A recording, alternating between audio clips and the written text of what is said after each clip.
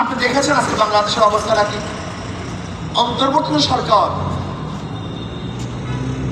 তেনাকে আমরা নির্বাচন করেছিলাম সংস্কার করার জন্য, কিন্তু দেখা যায় কিছু দল তাদের সংস্কারে বারবার বাধা দিচ্ছে।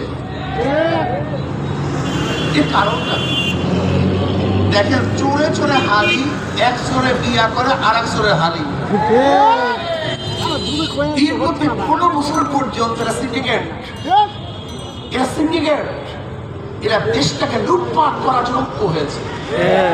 একজন চুরি করছে আর একজনকে সুযোগ করিয়ে দিয়েছে। আমি প্রস্তুতি কর, এই চোর দেখার ক্ষমতা দেখতে চাই না, দেখার ক্ষমতা দেখতে চাই না। জনগণের রক্ত নিয়ে বারবার হোলি খেলেছে, ওদের ক্ষমতা নিতে চাই না। 5ই আগস্টের পরে যারা দখলদারি করেছে, যারা জুলুম করেছে, চাঁদাবাজি করেছে, অন্যায় করেছে, অবিচার করেছে, যারা চাঁদা না দেওয়ার কারণে মানুষের গাড়ি ভাঙচুর করেছে, ওই চাঁদাবাজদেরকে আর ক্ষমতা দেখতে চাই না, ক্ষমতা দেব না ইনশাআল্লাহ। এর জন্য আমি জনগণকে ঐক্য হওয়ার জন্য আহ্বান করবো। দল ঐক্য হোক অথবা নাই হোক, যারা ভোটার আছেন আপনারা ঐক্য হন। কিসের উপর ঐক্য হবেন? শুধু এই কথার ঐক্য হন যে দলের মধ্যে, যে ব্যক্তির মধ্যে, যে নেতার মধ্যে চাঁদাবাজ আছে, দুর্নীতিবাজ আছে, জালেম আছে, খুনি আছে, ধর্ষক আছে, ওদের দল করবো না, ওদেরকে ভোট দেবো না, ওদের মিছিল অংশগ্রহণ করবো না, ওদের কাছে যাব না। যাদের মধ্যে নীতি আদর্শ আছে, ইসলাম আছে, আমি তাদের দল করবো। তাহলে ইনশাআল্লাহ আজকে হোক কালকে হোক মানুষ শান্তি পাবে, মুক্তি পাবে। আজকে দেখা যায় গরিব ইসলামকে পছন্দ করে না, অথচ সবচেয়ে বেশি প্রয়োজন ছিল ইসলামের গরিবদের। কারণ ইসলাম যদি ক্ষমতা আসে, তার আগামী 5-10 বছরের মধ্যে সমস্ত গরিবরা দরিদ্র সীমার উপরে চলে যাবে।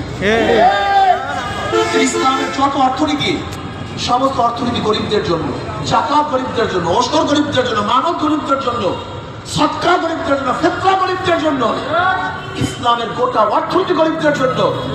অথচ কপাল পোড়া গরিব ইসলামকে গ্রহণ করে না, কাদেরকে গ্রহণ করে? যারা লক্ষ লক্ষ কোটি কোটি টাকা বিদেশে পাচার করেছে, আত্মসাৎ করেছে, যখন তাদেরকে গ্রহণ করেছে।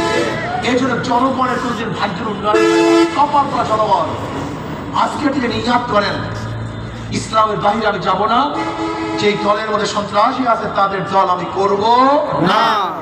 আসুন আগামী নির্বাচনে এখন থেকেই আমার দল হবে ইসলামী দল, আমার আদর্শ ভিত্তিক দল করতে হবে। শান্তির প্রতি হাত পাখা, শান্তির প্রতি, এটা সবাই মার্কা।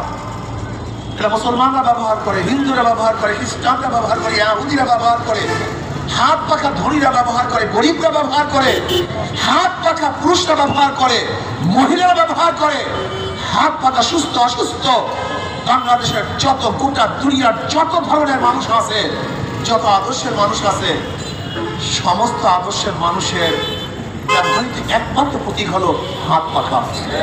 তাহলে বিশ্বাস করি যদি হাত পাখা আপনি অংশগ্রহণ করেন, এখানে আসেন, আশা করা যায় ইনশাআল্লাহ আজকে হোক কালকে হোক মানুষ মুক্তি পাবে, শান্তি পাবে, জনগণের জান মালের গ্রান্টি হবে, আমাদের মা বোনের ইজ্জত আবরুর গ্রান্টি হবে, আমার মা বোনেরা ধনী হয়ে যাবে, উচ্চশিক্ষায় শিক্ষিত হতে পারবে, আমাদের জনগণ বাবারা ভাইয়েরা যারা গরিব আছেন সবাই দরিদ্র সীমার উপরে চলে যাবে, এবং আমাদের দেশের ভারসাম্যতা রক্ষা হবে, এই ভূখণ্ড রক্ষা হবে। আল্লাহ আমাকে এবং আমাদের সবাইকে ইসলামী আন্দোলন আল্লাহুম্মা আমিন। রব্বানা